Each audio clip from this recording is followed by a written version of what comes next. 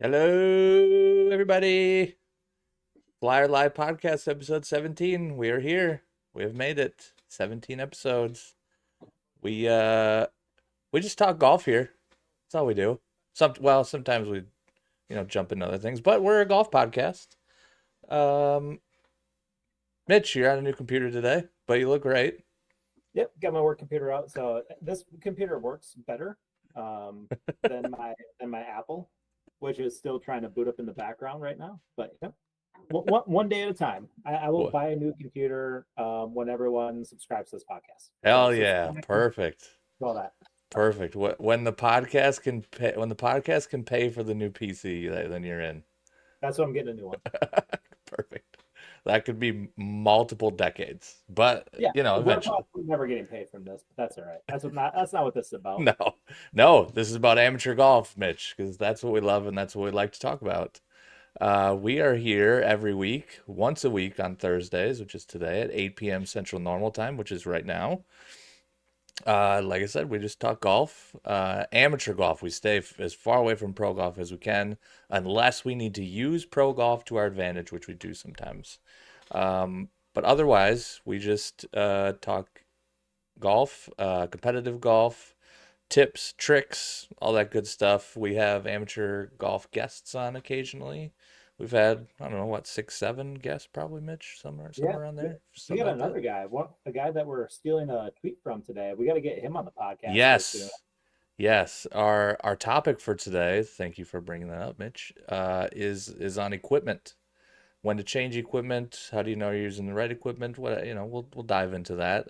And we do have an ex-friend, not an ex-friend like a past friend, like an ex online friend, like a Twitter friend. It's Twitter. It's still Twitter. It It's is forever Twitter, I Twitter. agree. Uh, Anyways, we have an ex-friend, Jake Weaver, who tweeted out a thing that we'll show later, an equipment thing that got us wanting to talk about equipment today. So that's what we're gonna do. We're live on X or Twitter. We are live on YouTube. So you check us out at either of those places. Follow us on Twitter. Subscribe on YouTube. I think those are the right buttons to click. Um, and the VODs are posted after too. So if you can't watch live, feel free to watch after. They're always there. Um, before we dive into equipment, which is super exciting, we need one update in 2.1 seconds here, Mitch. The Timberwolves are winning 29-15. Let's go. First quarter's over. That's update number one. Number two, last week we did a lot of complaining about our golf games because we're both playing like complete ass right now. So it's been a week. Did you get any work in the past week? Did you play? Are you any better at golf today than you were last Thursday? Debatable, but I did get some work in quite a bit. I had night meetings every day this week except for today. So I was able to get out during the day a little bit just to flex some time out. Get out there, practice for an hour or so, all 3 days. Feeling pretty good. Saturday I went out, shot a 77. Sunday Very good. 79. Yeah, the Okay. 77 was dead right on to my two handicap, right on it. Then tonight I was planning to practice. Decided to a couple of guys I knew were teeing off at 4, and I was like, I will just come play along. I was able to get 6 holes in with them. Had some other things I had to go do. Overall, felt really good. It was kind of just a messing around day, so I hit some shots that I would normally Sure. never try to hit. I was short sighted on hole 4, and I decided to try to hit a flop shot with the green running straight away for me. Sure, sure. Didn't work out great, but, but Hey, that, that's how you learn experience. though. That's how you Yeah, learn. Because it's there all may practice. be a time down the road where you might actually need that shot, and now you have some memory of some sort where you can say, I kind of did this one time and it was bad, but I kind of have an idea of why it might have been bad, and now I can kind of do a little bit different and maybe do it better. So yeah, I mean the mess around rounds like today are very good for practice in my opinion. Yeah. And one of the bonuses is I did birdie one of the holes that I haven't birdied yet this year. So in just under 9 rounds, I played 6 holes. Call it a half a round total. So in 9 rounds, my goal. Okay, so I don't know if I actually said this on the podcast, but one of my goals this year was to see how long it took me, how many rounds it took me to birdie every hole on my home course. I was at 13 entering today. I now have 14, and I just barely missed another putt that would have got me to 15. And we're doing that at 9 rounds total this year. So my over under for myself was 25 and a half. There's a couple of difficult holes that I know are going to be a challenge to birdie, regardless of what tees I play. Hmm. Um, but yeah, so I'm feeling pretty good. I like to just get one thing crossed off the list. Perfect. Love it. And that's What about you? we got a tournament coming up in what is it, 2 weeks from now or 2 weeks from Saturday? Yeah, I got a mud game this Saturday. Oh, you got more stuff coming up soon. So yeah, Yeah. we are, yes, 2 weeks from Saturday. We need to have our games in shape by then. So Or handicap up, one of the two. Yeah, I the group chat we're in makes me laugh almost every day. It's very, very funny. All or most of the people that are playing are in this group chat. So there's what, 40 of us in there, something like that. It's like a crazy number. yeah, Every day I'm laughing and that somebody says something funny. But yeah, the handicap thing is like a daily occurrence now because we don't know when our handicaps are going to be pulled. So some people are ballooning a little bit, some people are getting a little better, some people. So yeah, I am of the feeling in situations like this where I would rather my handicap be getting a little better, knowing that I'm playing good, versus the handicap going up and then I'm like, oh God, is it gonna be worse?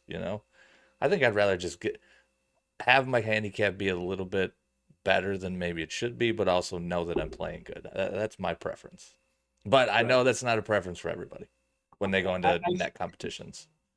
Yeah, I should say that I don't intentionally make my handicap go up. I just had a couple of really good rounds last year that are going to fall off my count after I play my next 2 rounds. So it's gonna go up unless I shoot really good. Like I think tomorrow I would probably have to shoot even par, maybe one under to match what I did on one of the rounds that I'm going to drop off after tomorrow's round. Nice. So it's not intentional, but I would have to play some really good golf to not have my handicap go up. Nice, nice. That's the hard part that nobody talks about. It's all fun and games trying to get low, but to stay low, you have to play consistently really good golf. Yes, yep. Which we've talked about. We had a handicap podcast, but we've talked about a few times in that that is not as difficult of a task as a higher handicap, which is why the handicap system is one of the many reasons, in my opinion, why the handicap system kind of sucks. But especially playing like net against somebody that's a higher handicap, because the range of scores as a higher handicap are much wider, and there's a better chance of scoring low and then keeping the handicap lower, where if you're like a 15, it's easier to keep it at a 15 than when you're at a 2. Like, you can have a bad week or so and that 2 can skyrocket to a 5 like really quick, and that's like a big deal. Whereas if you're a 15, like that movement isn't as, like, the skyrocketing up movement, I should say, it doesn't happen as often or as quickly. So it is difficult to keep it low when you get low. Hmm. Anyway, you didn't talk about your game. I didn't. How is your game coming along since last week? Yeah, so I had quite a day on Saturday. I think I did tweet about it, but let me tell you about my day on Saturday, and then I'll tell you about my golf game that accompanied the day. I show up to the golf course. This is the first time this year, as my fifth round or so, like outdoors, whatever, like real life, like actually playing golf. First time outdoors where I got to be there early enough where I could get warm up, like, swings in, which I always feel is important to me. One, because I'm getting pretty old, the muscles don't move very well. I got to get things moving before I can swing. Otherwise, it takes like 10, 15 holes to figure it out. So I get there early enough to warm up, and I lose like 15 minutes of warm up time, like 10 to 15 minutes of warm up time, because when I was checking in, somebody ran in behind me to alert the person that was checking me in that somebody was getting their car stolen in the parking lot. So I lost warm up time there because somebody had their car stolen in the parking lot. The first hole, the guy I was driving a cart with, one of my buddies, he got hit in the side on the first green with a golf ball, standing on the first green from a person in our group. Just rocketed in the side by like a bladed 70 mile an hour wedge. It was nuts. Just drilled him right in the side. So he got hit there. The sixth hole, I had put my putter down to chip because I missed the green. I chip. I go and pick my putter up. Got stung by a bee. Hmm. And then we made the turn, and I looked at the clock, and it 2 hours and 40 minutes had passed. So That is through a long day. through Yeah. nine, it was a mess, and it didn't really get. There was no like catastrophes in the back nine, other than it was just really fucking slow. 8 minute tee times will do that at a golf course that um, is very inexpensive to play. So pretty much anybody will go out there. You like that knows nothing about golf. They're just out there to have beers and stuff. Yeah. Yeah. Um, Goat farm, anything can happen. yeah. So I mean, I'm pretty sure we played in over 5 hours, which is a crazy town. Yeah. The greens that we played on had just like patches of dirt everywhere. It was a scene. Anyways, so that's my complaint about Saturday. But in terms of the golf, played really bad, really, really bad for 12 holes or so. Then, Mitch, we figured the driver out. The big pulls I've been talking about for 2.5 weeks, fixed Yep. it. We are so back. Do you actually know what you did to fix it, I or did do. they just I scratch do something? I do know what I did, and I don't know why this is a thing for me. Um, I don't even know how I figured it out, but I went up to the ball on the 13th or 14th hole. I don't remember which one. And I was like, something just feels really weird. I stood up to the ball, and my driver kind of looked like it was kind of tilted up a little bit. I kind of felt like had a weird sight line to the ball, which I've talked about before. The sight lines were feeling kind of weird. Everything just felt a little bit weird. So I took a step back, and I refocused myself, and then I slow walked myself up to the ball, and I noticed that I was standing too far away from the ball. That's all it was. So Yeah. I took baby step closer to the ball. All of a sudden, right off the middle of the face, just baby fade, perfect drive, just unbelievably good. And then three more of those after that. So It's amazing what just tiny little setup issues can do to the swing, because right, if you're set up incorrectly, your body will just make all these micro adjustments in the middle of your swing that you're not even paying attention to. And then all of a sudden you got, 50-yard pull hooks. So, exactly. Yep. And the standing too far away from the ball thing makes a ton of sense to me now, because it just the pulls and the hooks I've been hitting are just a product of me swinging just a little bit outside because I have to reach for the ball a little bit. So it's going that way. And then when my arms get like really, really extended like that, and I kind of got to reach a little bit, just flipping it through there. mhm. So club face gets closed and away she goes. So yeah, very frustrating that it just, here's a lesson for everybody. Work on your setup. One, setup, alignment, grip. Figure those three things out before you even think about hitting the damn ball. If I would have done that 2 weeks ago, holy moly, I'd be hitting the ball so much better. Anyway, so I hit the ball way better after that, to the point where on 18, I was already shooting just, the score was bad, so I didn't care. We were on 18 and we were 5 hours in. So we were waiting for the people in front of us. I was like, I'm not gonna hit driver here. I kind of want to hit early. So I go to my bag, I take the mini driver out, and I keep the tee in my bag or in my pocket, and I just toss the ball on the ground, and I hit mini driver off the deck, hit it like 300 yards right down the middle. So that's how good we're swinging it now. Good. So Love it. so I'm feeling really good for our meetup in a couple weeks now. I'm gonna play Saturday morning, hopefully. And then I think I'm gonna play my Land of Lakes tour that has started. I'm gonna play that round on either Monday night or Tuesday night. Um, and then I'll probably have one or two more rounds in before we go on our trip. So I'll probably get three to five more rounds in before we go. Hopefully I'll have one or two that are, like even par, around even par, and then I'll feel good about our event. So things are looking up for me. Good. I love it. We were Love we were in a dark spot last week. Golf comes at you fast. Don't worry, you'll be in that dark spot again soon Oh enough. yeah, oh 100%. Ebbs and flows. Feeling real good, But and then hopefully the right. dark spot isn't with the driver. If it's with something else, I'll feel better. If we fix the driver, I feel good about that.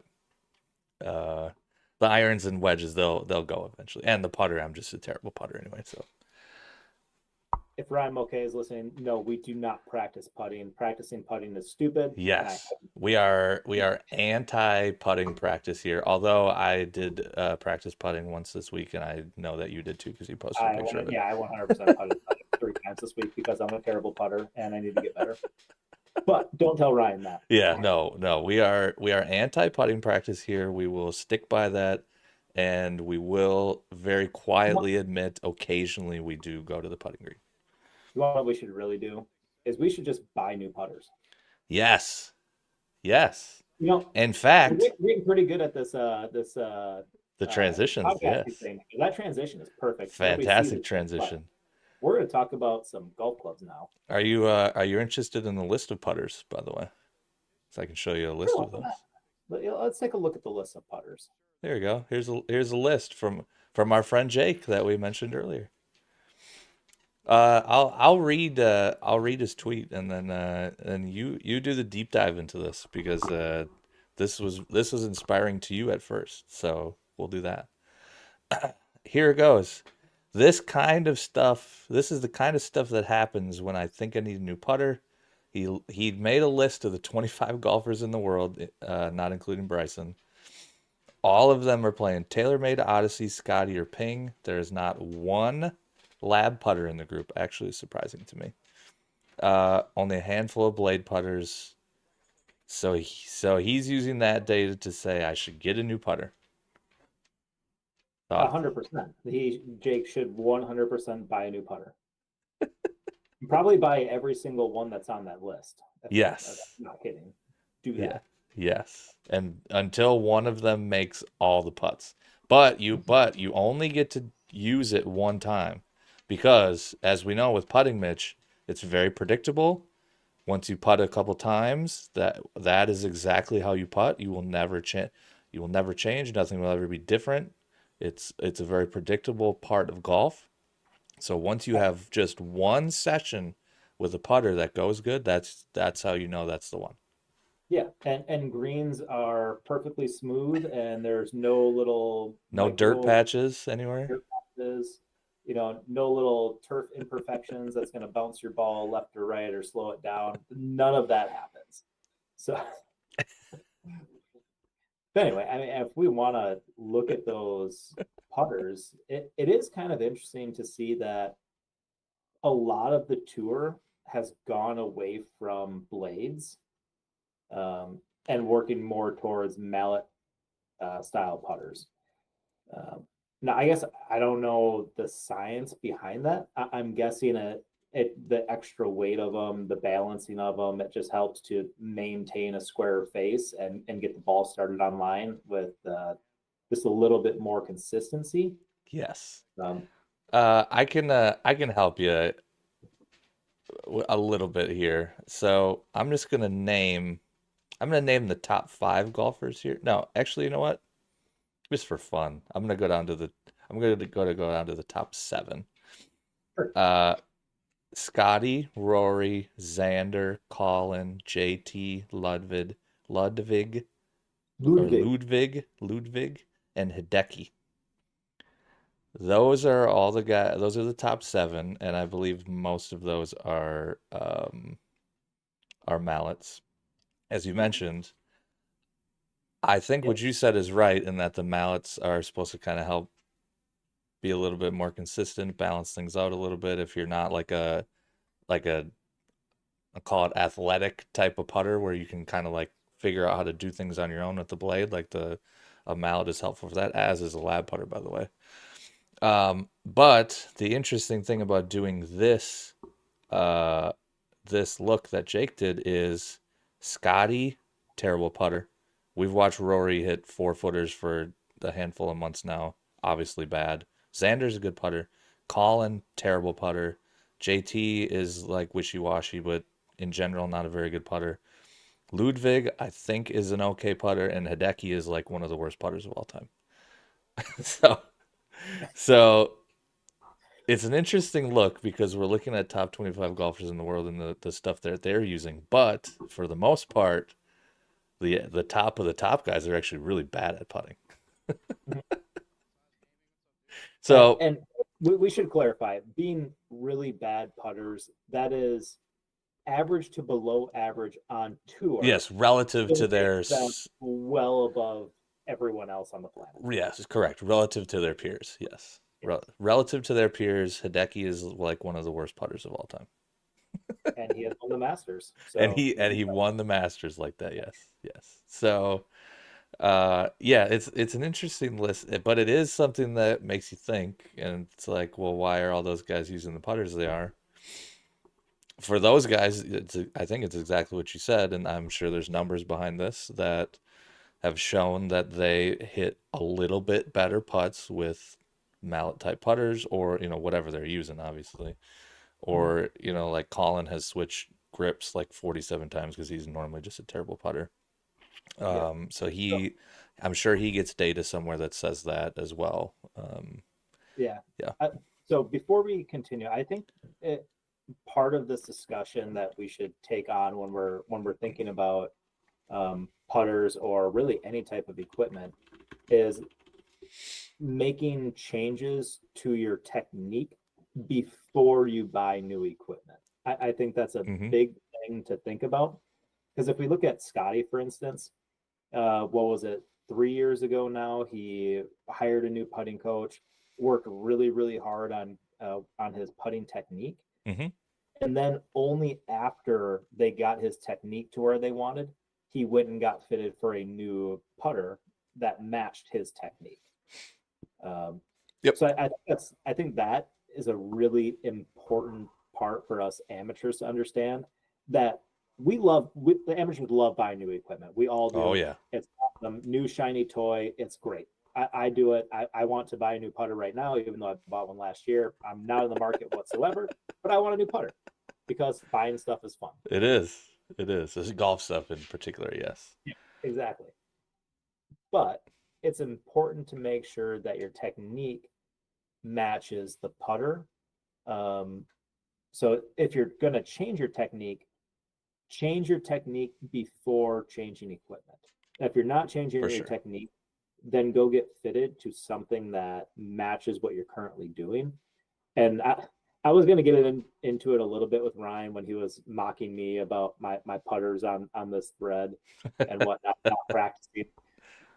But the point I was going to make to him is that there's a better putter out there for everybody that will match because it matches their technique. For sure. And that's the main thing is if they're not putting well right now, yeah, their technique might suck and they might need to practice. But if they just go practice and they don't like correct their technique to match their putter, maybe that like there's a disconnect there. So if they go and they get a proper fitting and get a putter that matches what they're already doing, that might make them a better putter because it might help them get the ball started online. Because, and I guess it depends on what part of putting is their problem.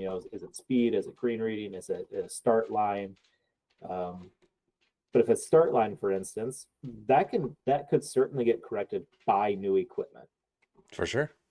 And that's something that us amateurs need to think about a little bit is, what is your actual issue? And then find the solution for that. Yep. And You get after equipment. that's you can expand that on. We're talking about putters now, but you can expand that out to literally every club in your bag. And we should talk about that. Yeah, yeah, for sure. It's the same thing. If you get fitted for clubs and then you start going through technique changes or or even just alignment situations, anything that you're actively working on in your game that's going to change how you deliver whatever club you have to the ball, that is going to affect what best fits you. So, let's just take the example I gave with my driver, but we'll put it in the hands of somebody that's like a just trying to work on their wedge game and they stand a little bit too far away from the ball. They go get fitted for new wedges. They get new wedges. Then they go get a lesson or two from our friend Ryan, and Ryan says, "Hey man, you're standing way too far away from the ball. So you got to like move a little bit closer to the ball so you can move around and get better contact with the ball." So now this guy has brand new wedges that were fit for him for standing far away. Now he moves up a little closer, and the toe of that club starts dipping into the ground. The heel starts coming up. Now you got contact issues. He might be able to hit the middle of the face better, but contact becomes a problem now, all because he got fitted for a club that now no longer makes sense for how he's hitting the ball or just how he's standing next to the ball. And then, of course, you go all the way into just swing techniques in general, and that changes how you deliver the clubs to the ball. So this is obviously very individual, but the key thing for sure is if you know you're going to be making like even small changes to your swing, consider doing that before you start working your way into buying and getting fit for new stuff. Because if you do that first and then things change, whatever you did, you probably not probably possibly could have just wasted time and more importantly money on something that doesn't even work for you anymore. And so if you're one of the golfers, by the way, that doesn't really work on their game, it's plenty of people out there like that you don't work on your game, you don't care, just going out there hitting the ball, whatever. Go get fit anytime. You should everybody, all golfers should get fit for whatever clubs they're swinging. If they're going to get new ones, should get fit for those. Go get fit for those. If you're like a range rat grinder and you want to get to a certain spot and then you'll feel good about it, get to that spot first, then get fit. Then you'll probably even get a little bit better and then you're fine there. If you're going to be like a long-term grinder like you and I are, one fitting isn't enough, nor is two, nor is three. We're going to get a little bit better. Things are going to change. We got to go get tweaks again. Get a little bit, get a little better, get a little bit better, get a little bit better. Go and get tweaks to the equipment again, or buy new equipment or whatever. But it's for people like me and you that are constantly working on our games. Things are changing a little bit. It's it's important to do that action often, and often, of course, is how much time you have to do it or how much money you're willing to dump into it. But if you want to be in the best spot with your equipment, like often is the right answer. Mm-hmm. Yeah, absolutely. I couldn't agree more. And I was thinking about this too when it comes to equipment making swing changes.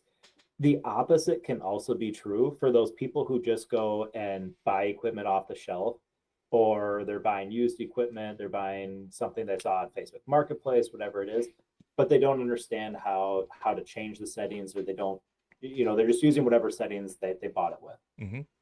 And I played with a guy like this last year who bought a new driver, and the driver was so far close. It was like 3 degrees closed that literally the only way this guy could hit the ball straight was to come so far inside out that it made the ball go straight. Because if he didn't, it was just a duck hook.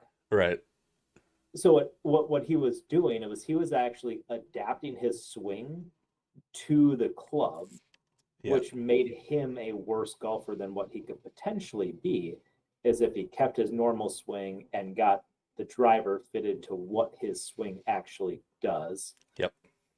So, so I guess that's the other component of this conversation too, right? Is don't just buy equipment off the shelf and then expect it to fit your swing, because you could end up changing your swing to match the equipment, which may not be beneficial. Yeah, I think a lot of people do that. I've heard multiple people say that they're just going to buy whatever it is, and then if you use it long enough, you will adapt to that. So if wedge guy buys the wedge, and now he's using a wedge that has the heel way too far off the ground, he eventually, if he's a grinder on the range, will eventually figure out how he has to contort his body and his arms and his legs and whatever, because he'll notice that the toe is digging into the ground eventually. If you hit enough wedges with the toe into the ground, you'll figure out that that's happening. And then your body will say, how do I fix that? And your body will start doing that. It could, like you said, yeah, just completely mess up the swing in and then now things just go everywhere. So you learned how to kind of do it, but now whatever you're doing is so inconsistent or not repeatable that now your swing is just completely broken. Yep. Yeah, exactly that. And that's why I'm a big believer in a couple of things. I am a big believer in getting some lessons and getting some coaching and understanding where you're at currently and what changes need to be made for you to get better. Whether or not you want to go through those changes, that's going to be up to the individual. But I would say most people could make minor tweaks that will make them better. Pros do it all the time, even though they're the best players in the world. They're always constantly working on something, not Hmm. necessarily big changes, but it could just be little setup things. It could be, getting the club a little bit more on plane. Maybe they're trying to get a little bit more laid off, just, something minor. So yeah, coaching is a big deal, but then I also believe in club fitting. Um, that there's really no excuse for us in today's world to not get fitted. You can go into almost any shop that sells equipment and they will be able to get you fitted. Almost all of them have fitters. If they don't, you're buying your golf equipment at the wrong place. Hmm. Um, For sure. some places will charge you money, so I understand there may be some hesitation for that if you don't want to pay the money to get fitted. But there are a lot of places that don't charge money. Thankfully, me and you live close to a Shields, and Shields is free club fitting if you are a serious buyer. So, Yep. and As is second swing. They are if you're, I think you actually have to buy. Um, I think that's how it is. I think you have to buy, and then yeah, they don't charge you for the fitting. So there are plenty of places where you can go that the fitting will be free. Uh, Personal experience, by the way, you do get what you pay for at those places usually. So the fittings usually aren't as good or in depth or in detail as one where you would pay for it. Um, but it's better than nothing. That you get information. You don't get all the information, but you get information that is helpful to make clubs better for you than they are just coming off the shelf. So right, absolutely, yeah, I didn't really think about that too much, to be honest. I mean, Shields, I buy all my stuff at Shields just because it's the best golf equipment place that I have near me. Um, but they do send their staff, at least one of their staff members, the main guy, to Ping or Titleist. I want to say the one I worked with was certified at Ping. So he had some serious training, which is great. You want them to know for what they're sure, doing. yeah. And maybe that's something that we should talk about with club fitting too, is if you are going to a big store like a Shields, like a Dick's, they will have staff that you can go and you can hit in the simulator. That doesn't mean that that staff person knows a damn thing about fitting. They might have one or maybe two people on staff that do. Hmm. But if you're not working with that person, good luck. They're just going to say, "Oh, it looks like you're hitting it great. Here, buy this Yeah, club." yeah, No. yeah. And to be fair, I think they're all knowledgeable in numbers and stuff. So you go in there and most of fittings is you hit ball, you get numbers, and then you look at impact and stuff on off the ground or ball first then ground, but in theory. Um, I think all or most of them are knowledgeable there, but then it's that next step where it's taking all of that knowledge and being able to apply it to something that is best. And then that's where I think the just your Dick's Sporting Goods guys for I'm just putting them all in a bubble. There I'm sure there's plenty that are really, really, really good. Yeah, But we're not talking about going to Titleist or going to exactly, that's yeah, exactly, exactly. where located. Yeah, Exactly. That's what I'm saying. The quality of fitting, after you have all the numbers, that's going to get you into like the exact perfect situation. You have a much better chance of getting that with somebody that, you're paying a decent amount of money to do it because in theory, they have proved by that price that they are good at doing that versus, hey, as long as you buy, like, we'll kind of do it for you. That doesn't tell me if they're good at it or not. right. So, yeah. Anyway, 100%. So, not sorry, my mind is just kind of going off into a random tangent area now. perfect. But I saw Mike Carroll. He posted something on Twitter. I think it was yesterday about his recent fitting at Ping, Oh, and yes. Fit for golf, and by the he way. You should do yeah, that fit for golf. if you don't. Fit for golf is Yes. fantastic.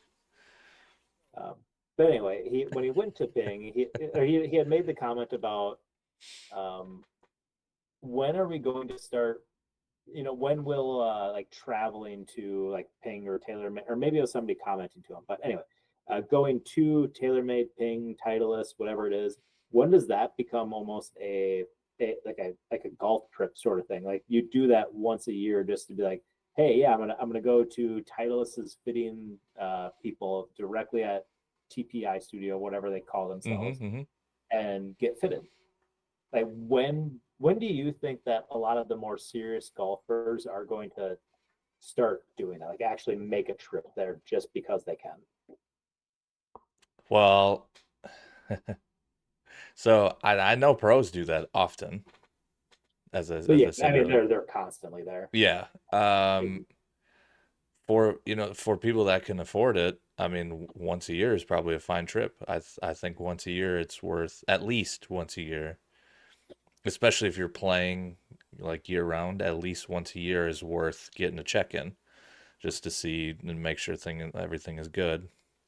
Um, yeah, I mean, if you don't care or you're not really trying for like I said, your one fitting is fine, and then you just don't worry about it. But yeah, I mean, I think like for me and you, we should probably be getting checked once a year minimum.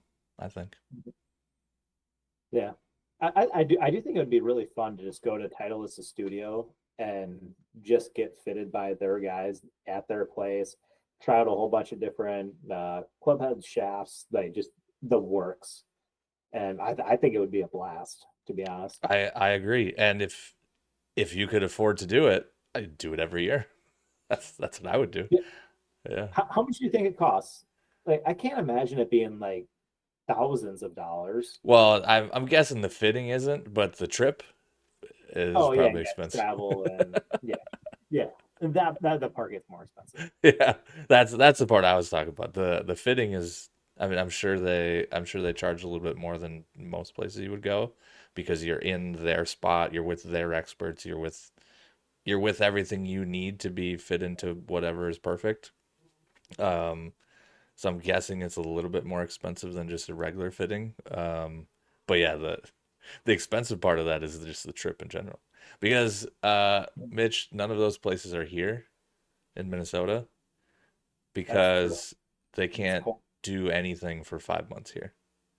Yeah, I'm guessing they're what, California, Florida. Oh yeah, California and Florida, yeah, or Arizona maybe, Mhm. Texas maybe. Dude, we live in the wrong state. The wrong state. Yeah, I've been saying that forever. Yeah, I'm probably never leaving. I don't think I am either, but hey, the lottery's a thing. Uh, you never You know. gotta play that though. I would have to actually go physically buy a ticket. Uh, you know what my favorite thing is of lottery players, most of them. Uh, the Powerball gets to like 20 million, and like your normal players are putting cash in there, blah blah blah. Soon as it hits like 50, 60, 70 million and all the media starts talking about how it's 50 million. Now everybody's playing the lottery as if 50 million is much different than 20 million. Just everybody's hucking cash into the 50 and 60 and 70 millions. But when it's at 20, it's like, it's just your normal people are playing. It's 20 million, whatever. It's my Yeah, favorite of all time. I will be honest. Like when it gets to like $700 million, I will buy a ticket. Yeah, but hey, Like, 50 million, who cares? We don't need that, yeah, no, 700 million. Yeah, different, much different story. Yeah, That's like 50 million, not life changing. 700 million, now that is what I need. you win that, and you just have to just delete everything, scrub all of the internet, just erase yourself and disappear. Oh, yeah. I'm buying an island. I'm building a golf course on the island and I'm gone. See ya. Anyway, but this is a golf podcast, not a lottery podcast. It's true. But if we win the lottery, we should definitely build a golf course. And you are required to play that course in under 4 hours. If you do not, you're never Yes. coming back. Yes. But probably more than 3 hours. I do More think, than 2 hours, under four. Under four is the rule. yes. But I do think that now we're getting into a totally different tangent. This has nothing to do with equipment. Although this could have something to do with, well, this could have something to do with golf It'll, shoes. it'll, it'll come back. This has something to do with buying golf shoes. Walk a little faster, a little slower, depending on the golf shoe you wear. Uh, I do think there's a such thing as playing too fast or wanting to play too fast to the point. So we talked about last time. I think we talked about this last week even that um, being too slow or playing too slow on the golf course. Everyone says, or not everyone. The people that are slow usually say I paid for the spot so I can, and take my time and enjoy it or whatever. And our response is, well, everybody else did too, so respect everybody else's time. Um, you have the opposite of that, of the people that want to play so fast, in which they are now also a problem because they are creating a poor experience for everybody else because they're just rushing everybody, including probably their own playing partner. So there's a piece of playing slow over here where you're making everybody uncomfortable because it's so ungodly slow. And then you have the piece over here of the people that are trying to play in under 3 hours that are pushing everybody and making people feel uncomfortable because they're playing so fast that you turn around and you're like, oh my God, there are people standing there, they're waiting on me. Even if you're not playing like actually slow, you're playing at a fine pace. I think there's levels on both sides here where we got to get rid of all the people that are playing so ungodly slow like they did on Saturday for me. But also we have to be careful and get rid of the people that are trying to play 18 holes in an hour and a half too. There's a Yeah, happy medium there. That's why I said playing under 4 but over 3. You yeah, just three and a squish half to into a four nice hours. little tea time or a nice Three little and a half to time four there. hours. That's the sweet spot right there for me personally. About Yeah. 3.5 to 4. Yep. But anyway, I would agree. speaking of fast play, sorry, this is another tangent. But my wife almost got murdered by a golf ball on Sunday, Oh no. uh, because somebody waited, like they waited for us to leave this green, but we got like 5 feet off the green, and then they're hitting. They flared their shot right, didn't yell four, and the ball comes screeching in and lands on the ground 5 feet from my wife's head. I'm like, well, what are we doing here? Yeah, And I then, and then 100% agree. And then they never, so they didn't yell for, didn't apologize, nothing, just like pretended it didn't happen. Yep. Um, so maybe there's some golf etiquette issues there that need to be taught. Yes. Like if you don't yell for, thankfully nobody got hit, but go and apologize. Yeah, anything, yeah. Yeah. Yeah. I mean, for the most part, nobody is 99.9% of the time. If you hit a golf ball, your intention is not to like hurt somebody or do damage to anything. When you put club to ball, your intention is to hit it really close to the hole. So I actually don't even understand. There are so many people that will hit it close to people and not yell for, or they'll like hit it into somebody's backyard and like people get a little bit annoyed about that. They shouldn't, but they do. Like there's nothing wrong with being like, hey, sorry, it was just like a bad shot. I apologize. Like there's nothing wrong with that. People should say sorry more on the golf course. Yell Yeah. for more and say sorry more. Yeah, absolutely. And don't say sorry for being bad. Just say you're apologizing for potentially putting somebody else at risk for something else. It's fine to apologize for that. And by Mhm. the way, yell for every time. Even if it's not that close, just yell for it. If it's go ahead and I do that interchangeable, often. yell for. I do this often, and I always get the line in my ear after that. So somebody will flare a ball way right, and I'm always the one to yell for if it's going anywhere in a direction of somebody. Usually me yelling for, and then I get the voice to my left or my right that says, "Oh, that wasn't even close to him. Wasn't even going to be close. It's not going to be close." So how do you know that? Yeah. I mean, well, the question is, how do you define close? Is close True. 20 feet, 10 feet? And Is how it, and 10 you yards? also don't know how they define close.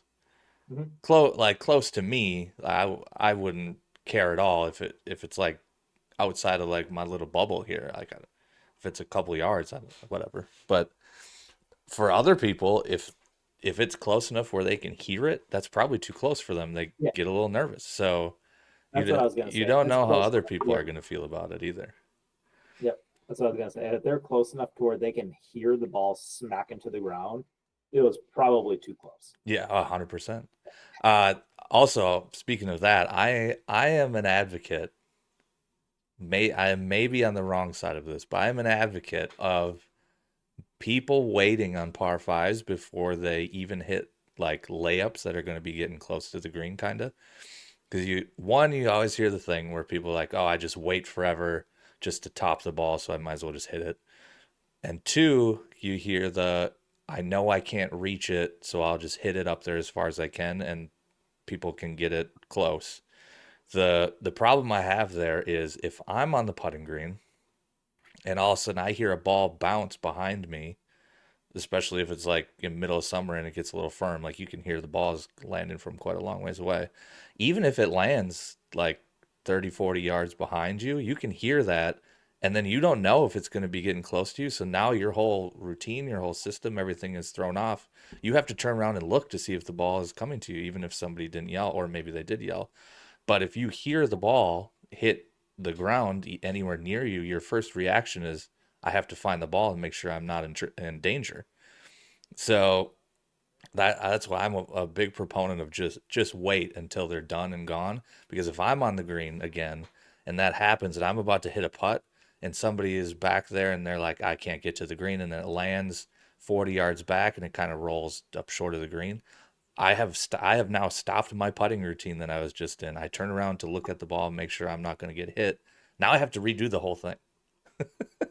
Yep, So just take them. don't feel bad about waiting for the green to clear on short par fours or par fives. It's Yeah, especially if you actually step on one and then you actually get it there. Just wait. You know what, Mitch? Let's just be a little more patient on the golf course. You know, unless the round is taken over 5 hours. Deal. let's. We're not going to be slow. We're not going to be slow. We're going to be patient. Okay, fair, fair. I like that. Big. I think there's a big difference. Hopefully there's a big difference. Although there are a lot of dumb people out there, Mitch. They might not be able to tell the difference between slow and patient. They might just think slow and patient are the same. True, true. So now I'm That's fair. nervous. Now I'm nervous about that. But not for the More people on X. more The people on X patience. are fast. Everyone on X plays in under 3 hours, so we're fine there. True.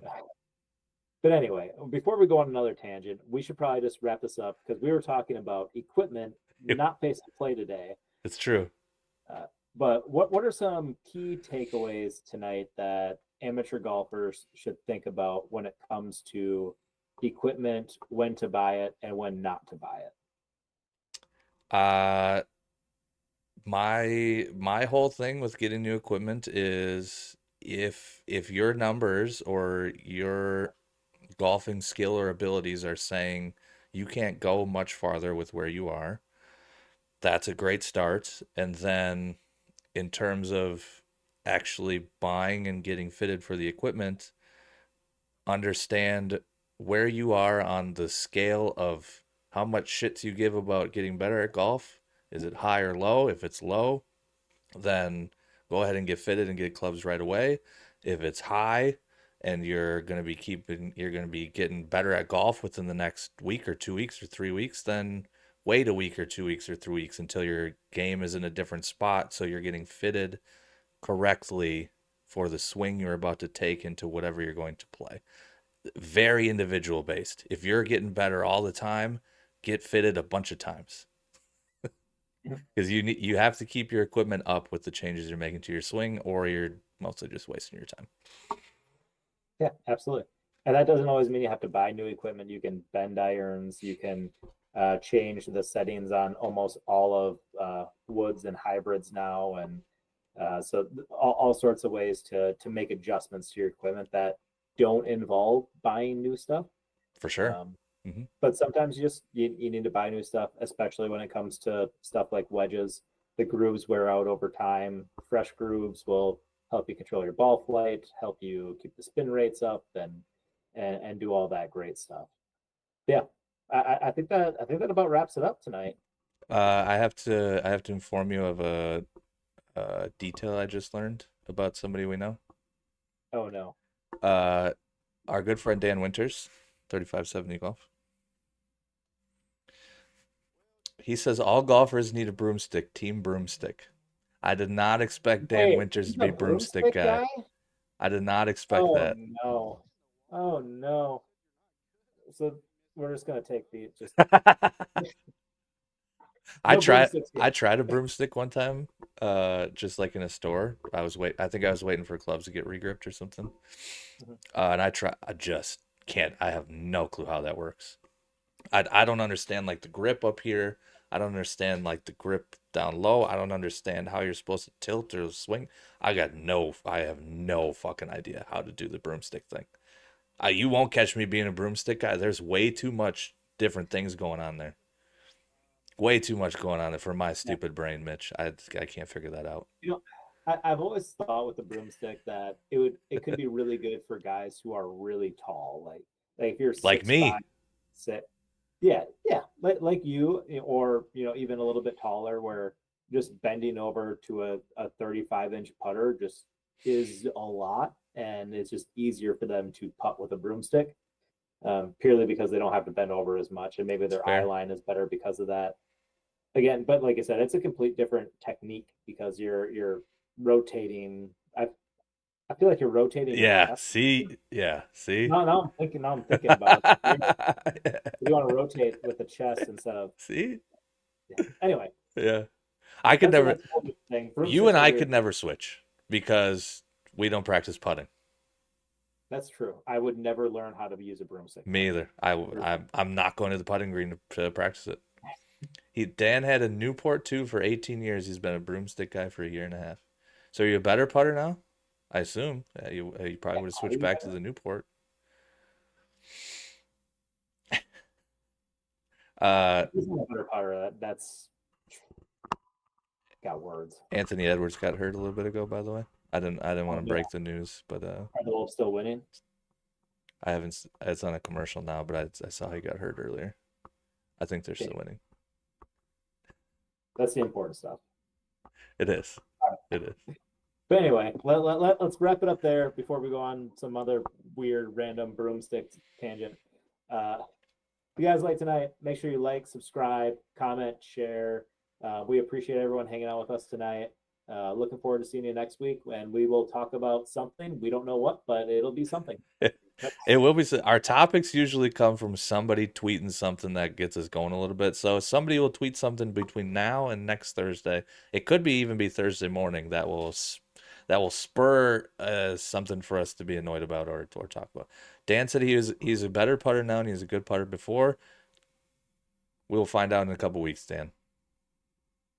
Put money on it. I'll be the judge of that. Me, I'm such a good putter that I can smell a good putter from across the state. All Yeah. right, see you next Thursday, 8 p.m. Central.